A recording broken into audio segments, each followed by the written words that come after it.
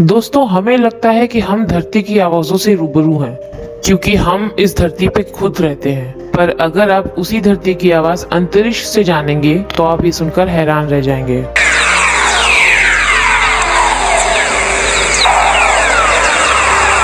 हम सभी उस कॉमेट यानी कि धूमकेतु से डरते हैं जो कि अंतरिक्ष की ओर अपनी पूरी ही तीव्रता के साथ उड़ के आ रहा है।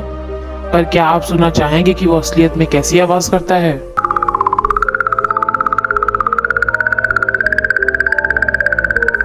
सुनकर थोड़ा अजीब लगता है, पर जब दो ब्लैक होल्स आपस में टकराते हैं तो कुछ इस तरह की आवाज आती है।